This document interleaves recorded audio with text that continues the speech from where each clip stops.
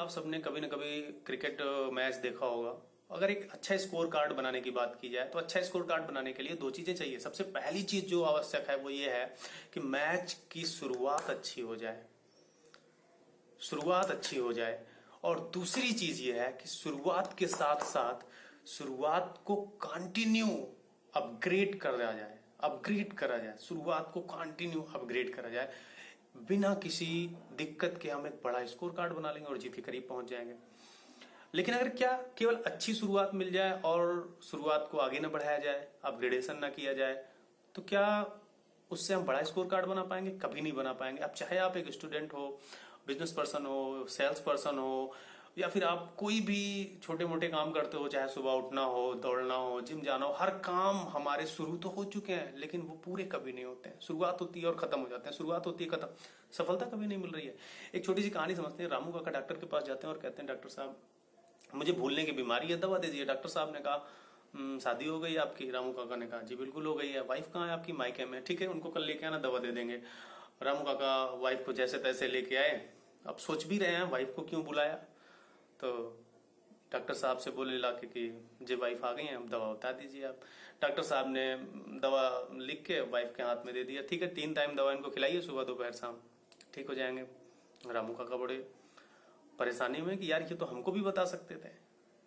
Doctor साहब ने कहा, नहीं भाई, ऐसे कैसे बता सकते थे? हर मर्ज की दवा उस मरीज को नहीं दी जाती है, और आप अपना मर्ज तो समझ रहे हैं ना, तो शायद आप भी अपना मर्ज समझ रहे हैं। आपका मर्ज है कि किसी काम को पूरा नहीं करना है, तो वीडियो आप कैसे पूरी करेंगे?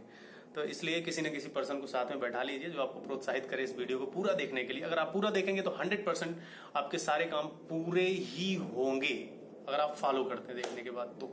ठीक है, आगे चलते हैं। सबसे पहले 3 चीजें समझेंगे। पहले कंसिस्टेंसी को समझना पड़ेगा, क्योंकि मैं डायरेक्ट चाहूं बता सकता हूं आपको कैसे होनी है, मेरे पास तो है, बट जो है समझते हैं कि है क्या ये चीज यार। 3 चीज समझते हैं इसके बारे में। सबसे पहले कंसिस्टेंसी है क्या, दूसरी चीज ये क्यों जरूरी है, और तीसरी चीज ये कैसे होनी है। तो पहली बात ये है क्या। मैं आपसे पूछता हूँ कंसिस्टेंसी क्या है, आप मुझे क्या बताने वाले हो कि किसी काम को शुरू करना और शुरू करने के बाद करते जाना करते जाना करते जाना, बस रुकना मना है, थकना मना है, सोना मना है, और मे बी फेल होना मना है, और ऐसे करके आप मंजिल तक पहुंच जाइए और सफल हो जाइए। That is consistency. लेकिन मैं कहता हूं कि मैं आपसे असहमत हूं, क्योंकि मैं ऐसे पर्सन को नहीं जानता हूं जो बिना रुके, बिना थके, बिना सोए है और बिना फेल हुए मंजिल तक पहुंचा। ठीक है, ये बात तो पॉसिबल नहीं है कि आप बिना थके, बिना रुके आप मंजिल तक पहुंच जाएंगे और सफल हो जाएंगे। तो है क्या कंसिस्टेंसी का शाब्दिक अर्थ होता है संगति, और हमारे समाज में व्यापक रूप से प्रचलित है कि अगर कोई अच्छे बिहेवियर वाला पर्सन किसी दूसरे अच्छे बिहेवियर वाले पर्सन के साथ जाता है तो हम बोलते हैं ये सुसंगति में है, जिसको हम कंसिस्टेंसी कहते हैं। और अच्छे बिहेवियर वाला पर्सन किसी खराब बिहेवियर वाले पर्सन के साथ जाता है तो हम उसको बोलते हैं यार ये तो असंगति में है, कुसंगति में है, या उसको इनकंसिस्टेंसी कह सकते हैं। ठीक है, तो मीन्स इस बात को हम अपने टॉपिक से कनेक्ट करते हैं कि यूं समझिए आप कि किसी भी मंजिल को पाने के लिए, किसी भी एम को टच करने के लिए, किसी भी एम तक पहुंचने के लिए उसका एक वर्किंग प्रोसीजर होता है, और उस वर्किंग प्रोसीजर की अपनी स्वयं की एक डिमांड होती है, और आपको उस डिमांड को पूरा करना पड़ता है। जब तक आप उसकी डिमांड्स को पूरा करते रहेंगे, उस वर्किंग प्रोसीजर की डिमांड्स को पूरा करते रहेंगे, आप मंजिल की ओर आगे बढ़ते रहेंगे, और धीरे धीरे करके आप मंजिल तक पहुंच भी जाएंगे। लेकिन अगर आप वर्किंग प्रोसीजर के डिमांड्स को पूरा नहीं करते, और दूसरी चीज आप वो मार्ग परिवर्तित कर देते हैं, डाइवर्ट हो जाते हैं उधर से, तो आप इनकंसिस्टेंट हो जाते हैं। लेकिन इस पूरी बात में ये कहीं भी नहीं मेंशन है कि रुकना नहीं है, या थकना नहीं है, या सोना नहीं है, या फिर फेल नहीं होना है। बस चाहे आप रुकिए, सोइए या फेल हो जाइए, बट दोबारा से स्टार्ट कीजिए और फिर से आगे बढ़ जाइए। दोबारा से वहीं से स्टार्ट करिए और फिर से आगे बढ़ जाइए और अंतिम तक जाइए। That is consistency. तो इसमें रुकना या ये चीजें मायने नहीं रखती है, मायने रखता है कि आप फिर से स्टार्ट करके वहां तक आप पहुंच रहे हैं। अब दूसरी चीज ये आती है एक एग्जाम्पल से समझते हैं इस चीज को कि जैसे आप यूं मान के चलिए आपने कैंडी क्रश सागा गेम खेला है। अब कैंडी क्रश आपने खेला है तो आपको पता होगा कि नेक्स्ट लेवल पे जाने के लिए आपको क्या करना पड़ता है, इस लेवल को पार करना होता है, तब आप अगले लेवल पे जाओगे। और इस लेवल को पार करने के लिए क्या होता है, इसमें कुछ डिमांड्स होती हैं इसकी कि आपको इतने कैंडीज क्रश करने हैं, तब आप आगे जा सकते हो। ठीक है, जो भी है ब्ला ब्ला ब्ला आप समझ सकते हो। अगली बार जब आप गेम को खेलना तो मेरे इस वीडियो को जरूर ध्यान करना और ध्यान करके खेलना। और दूसरी बस एक ही डिफरेंस है कि वो एक गेम है और ये एक रियल लाइफ गेम है। यहाँ पे कोई शॉर्टकट नहीं होता है और यहाँ पे कोई अलग सी कोई ट्रिक नहीं है कि जो है चुपके से कोई जादू करके आपको निकाल दे, ऐसा कुछ नहीं होता है। अब दूसरी बात ये समझते हैं कि कंसिस्टेंसी की जरूरी क्यों है। आपको मैं मोटिवेट करने के लिए नहीं बता रहा हूं, बट जरूरी है इस बात को समझने के लिए कि कंसिस्टेंसी जरूरी क्यों है, इसलिए मैं आपको कुछ बातें बता रहा हूं। आप सोचो अगर क्या होगा कि किसी दिन आप सुबह सो के उठे और सूरज ना निकले और फिर ना निकले, पृथ्वी घूमना बंद कर दे, या फिर में भी हवा चलना बंद हो जाए, या यूं कहें सांसें, हमारी सांसें कंटिन्यूटी है, कंसिस्टेंसी सीखो ना यहां से यार, कंसिस्टेंसी सांसों का चलना ये बंद हो जाए तो मृत्यु हो जाएगी, है जी। फिर क्या होगा, हमारे पुराणों के हिसाब से अगर गरुड़ पुराण और ये चीजें देखी जाए तो ये कहते हैं कि अगला जन्म हो जाएगा। ठीक है, ठीक है, मैं मानता हूं अगला जन्म हो जाएगा, लेकिन ये वाला खत्म हो जाएगा मीन्स। और जैसे ही अगला जन्म आपका हो तुरंत फिर से ये चीजें हो जाए, हवा चलना बंद हो जाए, सूरज निकलना बंद हो जाए, पृथ्वी घूमना बंद हो जाए, नदियां बहना बंद हो जाए, सब कुछ बंद हो जाए और सांसें फिर से चलना बंद हो जाए, फिर से जीवन का अंत। और जैसे ही अगली बार हमारा जन्म हो फिर से ये सब हो जाए, तो क्या कभी पूरी जिंदगी हमारी चलेगी क्या? यही चीज हमारे साथ होती है। पढ़ना स्टार्ट करते हैं, मन नहीं लग रहा है, कुछ और करते हैं, गेम खेलने पहुंच गए। ठीक है, और मे बी आप बिजनेस पर्सन हो और आप किसी पर्सन के साथ डील करना चाहते हो, सेल करना चाहते हो, आपने डील करने के लिए कॉल करना है, लिस्ट तो बनी पड़ी है बट कॉल नहीं हो रही है क्योंकि मन नहीं कर रहा है, कुछ और करते हैं। ठीक है, मे भी आप जिम जाना चाहते हो, 1 महीने की फीस दे के आ जाते हो, कई लोग तो 3 महीने की दे जाते हैं। कितने दिन जाते हो? 2 दिन 4 दिन, उसके बाद नहीं जाते हो। तो एक बात ध्यान रखना, कंसिस्टेंसी इन्हीं चीजों के लिए जरूरी होती है, क्योंकि अगर आपके अंदर कंसिस्टेंसी नहीं है तो प्रोफेशन बदलिए ना आप। कितने प्रोफेशन बदलेंगे आप? जितने मन के उतने प्रोफेशन बदलिए, जितनी मन के उतनी किताबें बदल दीजिए, जितने मन के उतने सब्जेक्ट बदल दीजिए, जितने मन के उतनी टॉपिक्स बदल दीजिए, बट पूरा कुछ भी नहीं होगा। अगर पूरा करना है तो यार इसको मेंटेन तो करना पड़ेगा। तो आप समझ रहे होंगे किसी भी काम को अंत तक ले जाने के लिए सबसे बड़ी नीड हमारी कंसिस्टेंसी की है। कुछ ऐसी चीजें थी जिनमें मैं कंसिस्टेंट नहीं हो पा रहा था, बट अपनी कुछ चीजें अप्लाई करके और कुछ किताबें पढ़ के और बहुत कुछ सीख के मैं शायद अब कोई काम ऐसा मेरा हो जो मैं अधूरा छोड़ता हूँ। नहीं छोड़ता मैं किसी काम को, यहाँ तक कि आप देख रहे हो लॉकडाउन का समय, ठीक है, मैं केयर नहीं कर रहा हूँ। शायद मेरी सेविंग बड़ी हो चुकी है, बाल बड़े हो चुके हैं, कैसे है मुझे प्रभाव इस बात का कोई फर्क नहीं पड़ता है, बट ठीक है, हाँ अगली बार से ध्यान रखेंगे। बट कंटिन्यूटी बरकरार रखने के लिए मैं आपके सामने आया हूँ क्योंकि मेरा शेड्यूल है। अब आगे बात करते हैं कंसिस्टेंसी को कैसे बनाया जाए, हाउ टू मेंटेन कंसिस्टेंसी। इसके लिए सिंपल चीज है, खुद के एक्सपीरियंस और बहुत सारी किताबों का कुछ निचोड़ मैं आपके सामने लेके आया हूँ, और जो मैंने खुद पे एक्सपेरिमेंट किया सबसे पहले, तब मैं आपको दे रहा हूँ। सबसे पहली चीज मैं आपको बता दूं, 4 स्टेप मैं बताऊंगा और कुछ स्पेशल टिप्स बताऊंगा। तो 4 स्टेप्स को समझते हैं। सबसे पहला स्टेप समझते हैं।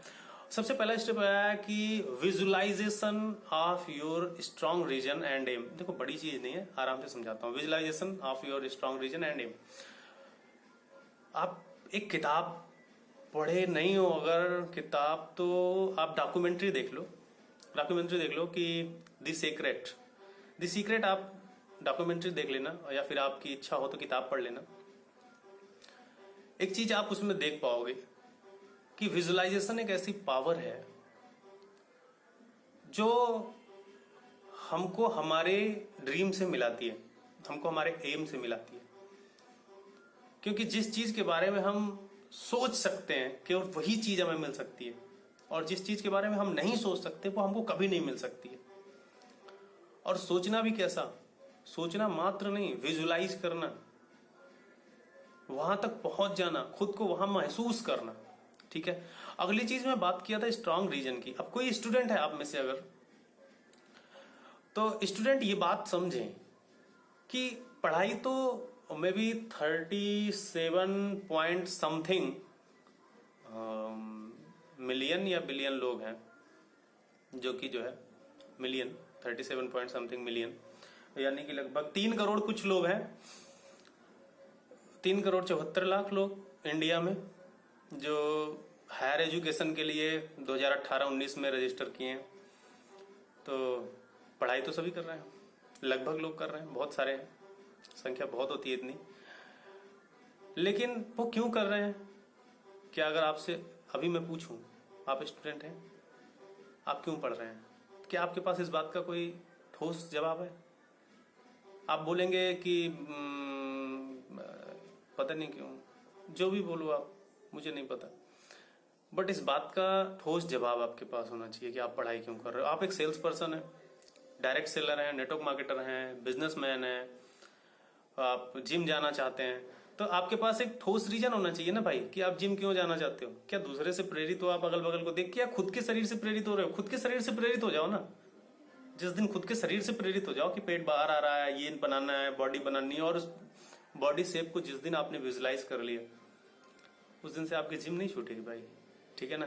तो पहला स्टेप तो आपको यही करना है कि अपने रीजन्स आपको मेंशन करने। अभी लिखो ना यार, आप अभी लिखो ना। आपका जो भी रीजन है किसी भी काम को करने का, चाहे पढ़ाई करने का है, या बिजनेस करने का है, या किसी पर्सन से बात करने का है, या सेल्स करने का है, कोई भी रीजन आपके पास अगर है, मे बी आपके पास अगर कोई भी रीजन है, तभी आप उस काम को करिए। अगर कोई रीजन नहीं है तो मत करिए। ठीक है। और जैसा कि बहुत बार हमारे साथ होता है, सो के उठना सुबह एक बड़ा चैलेंज हम लोगों के लिए होता है, सबके लिए होता है बड़ा चैलेंज। सुबह सो के वो लोग नहीं उठ पाते हैं जिनके पास कोई खास वजह नहीं होती उठने की, जिनके पास कोई खास कारण नहीं होता उठने का। जिनके पास बिस्तर छोड़ने का खास कारण होता है ना, वो बहुत आराम से बिस्तर को छोड़ सकते हैं। अब बात ये आती है कि वो खास कारण मैं कैसे सोचूं, तो वो आपको अपनी फीलिंग्स को थोड़ा सा जगाना पड़ेगा, और उसको एक डायरी और पेन लीजिए अपने हाथों में, पेन और पेपर लीजिए और उसको लिखिए। क्योंकि कई बार हम भूल जाते हैं चीज़ों को और ध्यान नहीं कर पाते हैं। तो जो भी हमारी फीलिंग्स आती हैं कि मुझे क्यों उठना है, उसको लिखिए ना, क्यों उठना है, कारण लिखिए, 8-10 कारण। ठीक है। तो मे भी आप शायद समझ रहे होंगे। अब 2 चीजें हैं यहाँ पे। रीजन, अगर आपको काम करने का रीजन काम ना करने के रीजन से बड़ा है तो आप काम को कर डालेंगे। लेकिन आपके काम करने का रीजन काम ना करने के रीजन से छोटा है तो आप काम नहीं कर पाएंगे। ठीक है। आपके पढ़ने का रीजन ना पढ़ने के रीजन से बड़ा है तब आप पढ़ लेंगे। आपको किसी को प्रोडक्ट सेल करना है तो सेल करने का रीजन ना सेल करने के रीजन से बड़ा है तो आप सेल कर लेंगे। ठीक है। जिम ना जाने का रीजन अगर जाने के रीजन से छोटा है तो आप जिम चले जाएंगे। ठीक है। तो आप बात शायद समझ रहे हैं। नेक्स्ट आगे चलते हैं। दूसरी चीज कहती है कि मैक्रो फ्रॉम द माइक्रो। एक किताब the art of learning may be George Waitzkin की बुक है। इससे मैंने सीखा मैक्रो फ्रॉम द माइक्रो, मतलब बहुत बड़े तक जाने के लिए शुरुआत बहुत छोटे से करनी चाहिए। अगर मैं आपसे कहूं कि आप अपने शरीर के बारे में, आप अपने बारे में कुछ लिखिए, तो आप अपने बारे में लिखने के लिए जब सोचेंगे तो आपको अपना पूरा शरीर दिखाई देगा, आपको अपना पूरा 25 साल का लाइफ दिखाई देगी। अब 25 साल की लाइफ के बारे में जब आप सोचोगे, आप समझ नहीं पाओगे मुझे क्या लिखना है क्या नहीं लिखना है। लेकिन एक बहुत ईजी ट्रिक है इसको लिखने के लिए, कि आप अपने 25 साल के करियर के बारे में लिखना चाहते हैं तो आपने जब से होश संभाला है, मे बी 5th क्लास या 6th या 7th क्लास से, तब से स्टार्ट कर दीजिए ना आप, कि आप किस स्कूल में पढ़ते थे, कैसे ड्रेस पहनते थे, कितने नंबर के जूते आप अखवाते थे, तब से स्टार्ट कर दीजिए आप। बहुत आसानी से आज तक के बारे में आप लिख डालेंगे। शरीर के बारे में लिखना है ना आपको, ये मत सोचिए कि क्या करना है, बिल्कुल छोटे से नाखून है ना आपका पैर का, पैर के नाखून से स्टार्ट कर दीजिए और एक तरफ से लिखते जाइए, सिर के बालों तक लिखिए ना आप, बहुत कुछ होगा आपके पास लिखने के लिए। तो बहुत बढ़िया कॉन्सेप्ट यहाँ पे काम करता है, और वो कॉन्सेप्ट है कि इंटीग्रेशन का। इंटीग्रेशन एक बड़ा है, उसको बड़े में नहीं, उसको छोटे छोटे छोटे छोटे छोटे छोटे पार्टों में देखिए आप, ठीक है। ये हमारे लिए बहुत ज्यादा यूजफुल कॉन्सेप्ट है।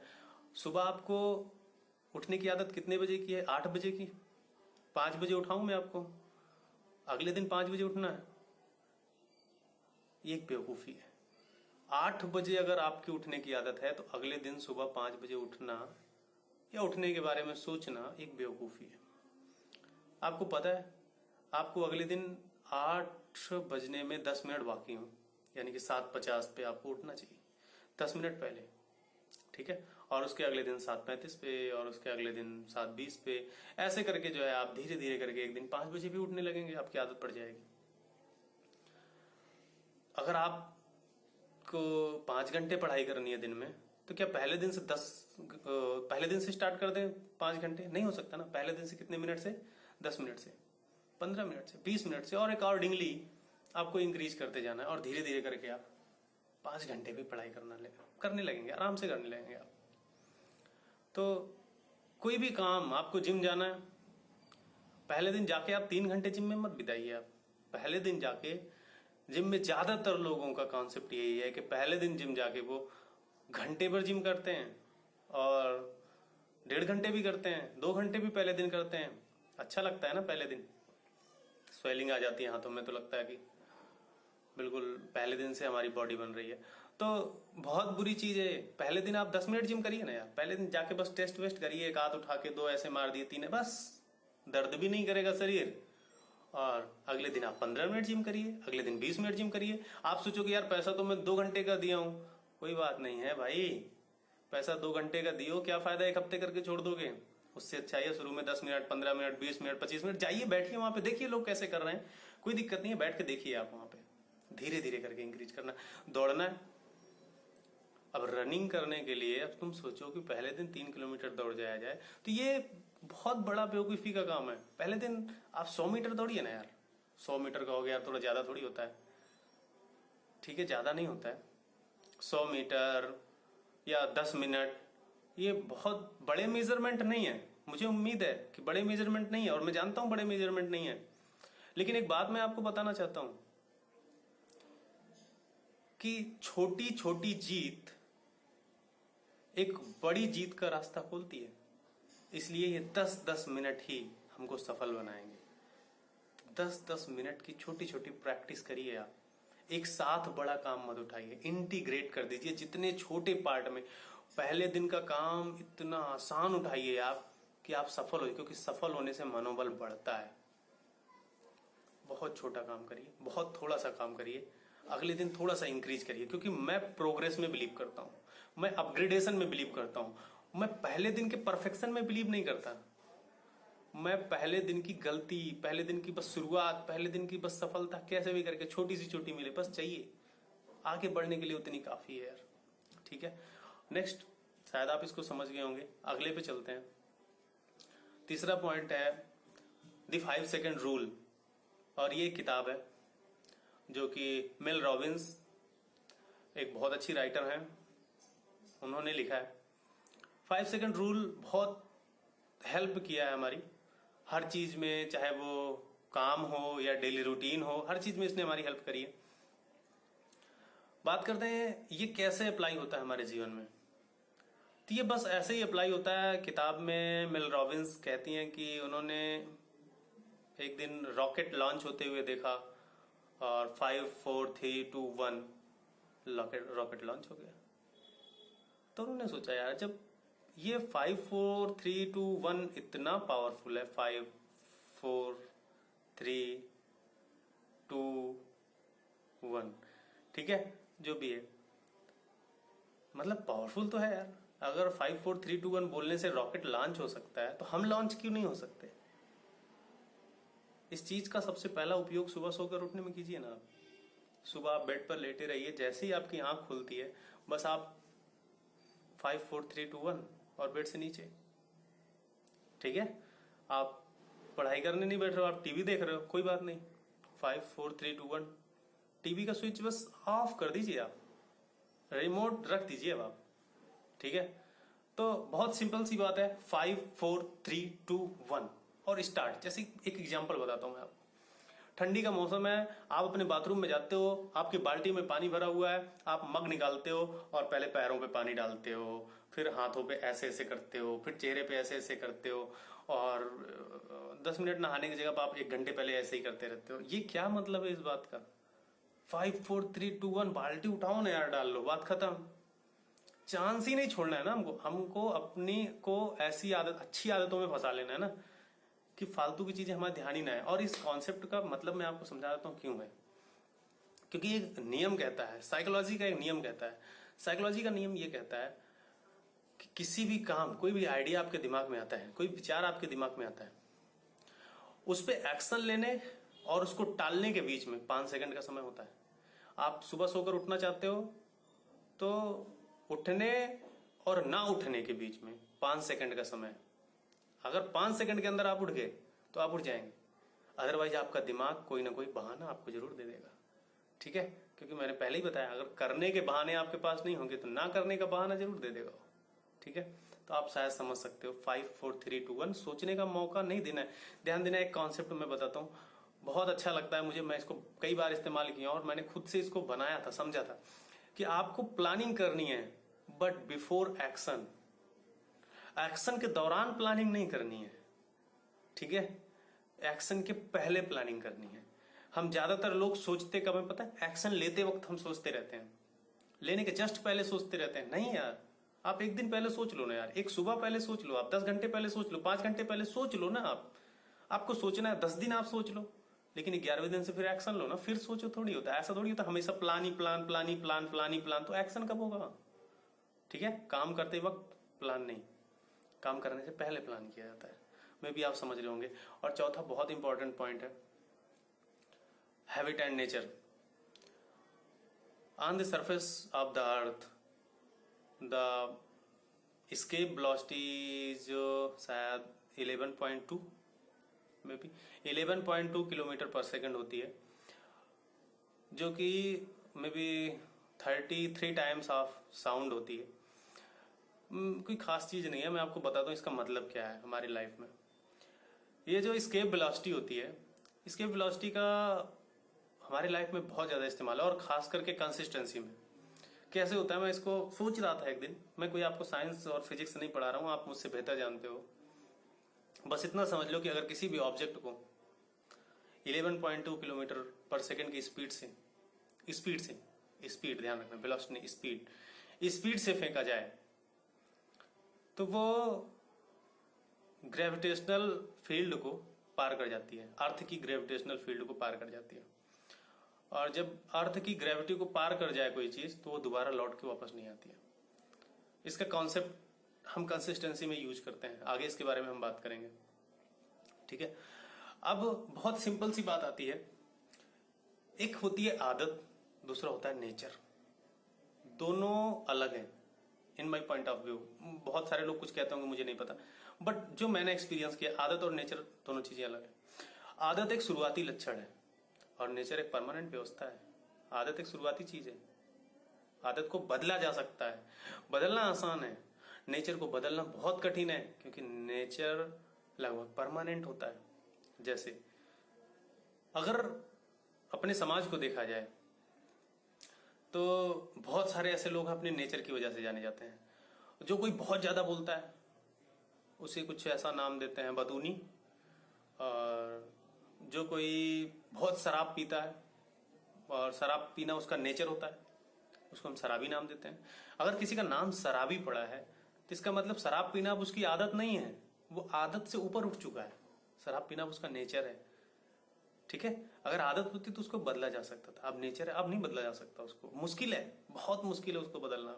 ठीक है, ऐसे करके बहुत सारी चीजें हमारी नेचर की वजह से लोग जाने जाते हैं हमारे आसपास। तो बस हमें करना क्या है, हमको एस्केप वेलोसिटी का कॉन्सेप्ट फंडा अपनाना है कि हमको कैसे भी करके 11.2 किलोमीटर पर सेकंड की स्पीड बनानी है। मींस कैसे भी करके हमको ग्रेविटेशनल फील्ड को पार करना है। और ग्रेविटेशनल फील्ड क्या है? आदत। आदत, बस उस लेयर को मैं पार कर जाऊं। शुरुआत, आदत और नेचर। शुरुआत, आदत, नेचर। यहां से यहां जाना है ना, शुरुआत, यह है आदत, और यहां से नेचर। ये तीन चीजें हैं। आप शुरुआत करो, थोड़ी मेहनत, ऊपर के 3 पॉइंट जो मैंने आपको बताया उन सबका इस्तेमाल करो। इस्तेमाल करके आदत डाल लो। सुबह उठना है, सबसे पहले 10 मिनट, ध्यान देना, 10 मिनट पहले उठने की कोशिश करो। और ऐसे ऐसे करके जो है रीजन सोचो, 10 मिनट पहले उठने की कोशिश करो और आदत डाल लो।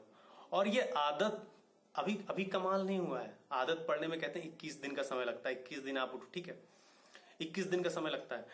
आप आदत डाल लो, और आदत पे भी आपको बहुत सारा काम करना पड़ेगा अभी। और बहुत सारा काम करने के लिए मैं आपको स्पेशल टिप बताऊंगा कैसे करना है। धीरे धीरे करके उस चीज को नेचर बना लो अपना। यानी कि अब सुबह आपको अलार्म लगाने की जरूरत नहीं होती है, सुबह किसी खास आदमी आपको उठाने है इसकी भी जरूरत नहीं होती है। बस सुबह आप अपने आप से उठ जाते हो। आपकी आदत नहीं है, बस आपका नेचर बन चुका है। आदत होती मैं भी कभी उठते कभी नहीं उठते, लेकिन अब आप रात भर ना सो रहे, फर्क नहीं पड़ता है इस बात का। आप 2 घंटे पहले सो, इस बात से भी फर्क नहीं पड़ता है। आप 10 मिनट पहले, इस बात से भी फर्क नहीं पड़ता है। बस आपको अगर 6 बजे उठना है, 5 बजे उठना है, तो आप 5 बजे उठ ही जाते हो। इसे कहते हैं नेचर। इसे कहते हैं नेचर हो गया हमारा, ये हमारा स्वभाव हो गया है कि हम सुबह उठ जाते हैं 5 बजे। ठीक है, शायद आप बात को समझ रहे होंगे।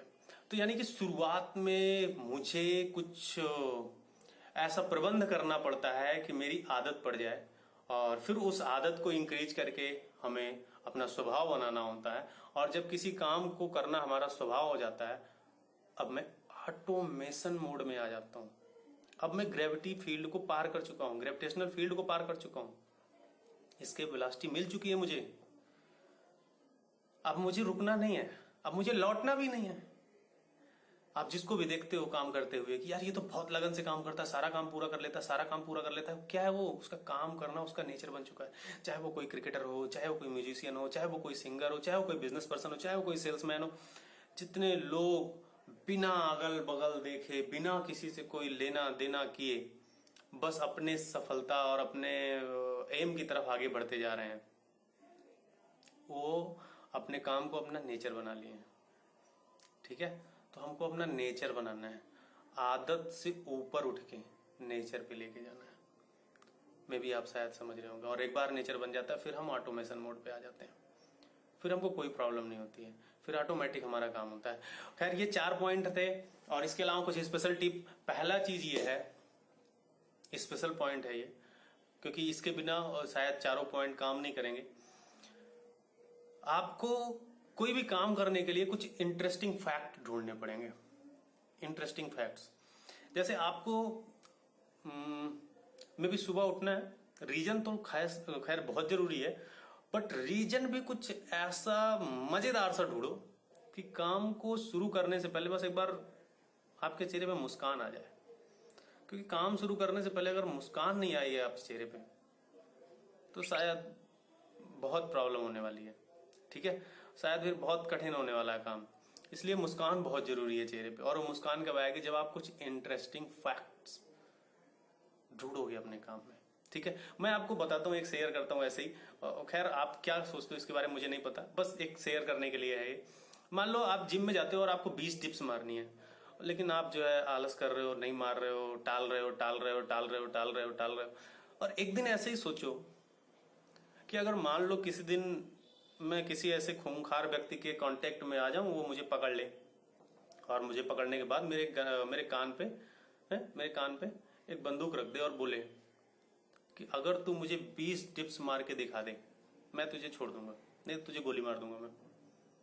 सोचो ना, डिप्स मारने से पहले तो आपके अंदर से एक बार हंसी आएगी, यार ऐसा नहीं होगा। फिर आपका मन, अरे हो गया तो ऐसा करते हैं, मार के सीख लेते हैं ना यार 20 डिप्स। आप एक स्टूडेंट हो, कोई चैप्टर आप पढ़ रहे हो, आप सोचो ना यार, मान लो आपको किसी दिन कोई ऐसा व्यक्ति मिल गया रास्ते में ट्रेवल करते वक्त, जिसने आपसे कहा कि आपसे पूछा कहाँ तक पढ़े हो, आपने कहा 12th में पढ़ रहा हूँ, तो ठीक है ये वाला सवाल आप लगाओ। अगर आपने वो वाला सवाल लगा दिया तो वो बहुत बड़े कंपनी का ऑनर है और आपको अपने बिजनेस में ले सकता है, वो आपको मे बी बहुत कुछ, वो कोई अच्छी जॉब ऑफर कर सकता है। अगर वो क्वेश्चन आपने लगा दिया तो जो क्वेश्चन आप अभी लगाने बैठे थे, सोचो ना इसके बारे में। इंटरेस्टिंग, आप मुस्कुराओगे, हाँ यार ऐसा हो गया तो मजा आ जाएगा, तो मजा आएगा ना, लेकिन पहले अभी लगाओगे तब मजा आएगा। ठीक है, तो ऐसे करके आप कुछ इंटरेस्टिंग फैक्ट्स जरूर ढूंढा करो। ठीक है, अगली चीज क्या है, मेजरमेंट। मेजरमेंट बहुत ही जरूरी पॉइंट है। कई बार क्या होता है कि हम काम में थोड़े बहुत सक्सेस हो रहे होते हैं शुरुआत में, क्योंकि शुरुआत में सफलता, समझ रहे हो, बीज जमीन के अंदर डाला गया है तो बाहर निकलने में ज्यादा समय लगाता है। ठीक है, ज्यादातर समय उसी में लग जाता है बाहर निकलने में। तो जब तक वो बाहर नहीं आ रहा है तब तक हम कैसे मेजर करें? आप बार बार उसको खोद के नहीं देख सकते हो ना यार। आपको एक समझना पड़ेगा कि 4, 5, 10 बार आप खेती की हो तो आपको समझना चाहिए कितने दिन में आ जाता है, उसका एक मेजरमेंट आप रखिए। अगर 1 महीने में आ जाता है, आप जानते हो चीज, अगर 1 महीने में नहीं आ रहा है तब कोई प्रॉब्लम है, तब आपको उसको देखना चाहिए। ठीक है, तो ऐसे करके हर चीज में आप पढ़ाई कर रहे हो तो उसमें भी आप अपना मेजरमेंट रखो। मेजरमेंट का मतलब आपने मान लो 2 घंटे पढ़ाई करी, आपने 4 चैप्टर पढ़े, तो आपको 4 चैप्टर का पहले टेस्ट समझना चाहिए देके कि मैं पढ़ रहा हूं, मैं, मेरा काम हो रहा है नहीं हो रहा। ज्यादातर लोग टेस्ट से घबराते नहीं। एक भी चैप्टर आप पढ़ते हो, एक भी सवाल आप लगाते हो तो उसके जितने भी सवाल बन सकते हैं, की फार्मूला लगाते हो तो उसके जितने भी सवाल हो सकते हैं, सारे सवाल आपको लगाने चाहिए। ठीक है, ये चीज करके आपको देखना है, मेजरमेंट करके देखना है। और दूसरा जो मैंने बताया कि आपको इंटरेस्टिंग फैक्ट्स के बारे में सोचना है। ठीक है, इंटरेस्टिंग फैक्ट्स आपको समझना है, ये बहुत जरूरी पॉइंट है। आपको इन पॉइंट्स को हमेशा ध्यान में रखना चाहिए। ठीक है, और मे बी आप सबको अच्छा लगा होगा ये सब जान के। और मैं आपसे 1-2 रिक्वेस्ट करता हूँ छोटी छोटी।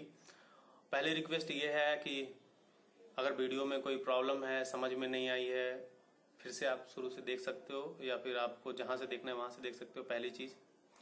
दूसरी चीज ये है कि आप इस वीडियो को हर उस पर्सन को जरूर शेयर कर दीजिए जो पर्सन कभी ना कभी काम अधूरा छोड़ रहा है। आपका कोई फ्रेंड है, फैमिली वाला है, कोई भी पर्सन किसी भी काम में है, चाहे वो खेती वाला आदमी हो, किसान हो, उनको भी दिखाइए आप। आपके कोई भी ऐसे लोग हैं जो आपके दोस्त हैं, जिम जाना चाहते हैं, दौड़ना चाहते हैं, सुबह उठना चाहते हैं, या पढ़ाई करना चाहते हैं, या नेटवर्क मार्केटर हैं, लोगों से बात करनी है उनको, बहुत सारा प्लान दिखाना है उनको, या बिजनेस पर्सन है, बहुत सारी डील तय करनी है उनको। कोई भी ऐसा पर्सन है जो आलस करके बैठा हुआ है, उसको आप ये शेयर प्लीज कर दीजिए। व्हाट्सएप, फेसबुक, जहां से भी आप कर सकते हो, पर्सनल स्टेटस पे शेयर कर दीजिए, क्योंकि आपके साथ साथ उनका भी लाभ हो जाएगा। और कमेंट करके बताइए, अच्छी बुरी जो भी चीजें हैं वो आप लिखिए। और अगली चीज, आप कमेंट में एक चीज जरूर बताइएगा कि नेक्स्ट आपका कोई भी स्पेशल टॉपिक जिस पे आप चाहते हो कि मैं आपसे कुछ बात कर सकूं, जरूर उसको आप लिखिए, मैं उस पर जरूर बात करूंगा। और कुछ ऐसा लाइक सब्सक्राइब का भी होता है, अगर कर दोगे तो बेहतर है। ठीक है, थोड़ा मोटिवेशन मिलता है उस चीज से। बाकी ठीक है, आप सब को बहुत सारी शुभकामनाएं आपके आने वाले काम के लिए। आप बहुत बेहतर करने वाले हो, मुझे पूरा भरोसा है। बस सारे पॉइंट को फॉलो कीजिए, थोड़ा लेंदी हो गया, खैर ठीक है, ओके, ऑल द बेस्ट।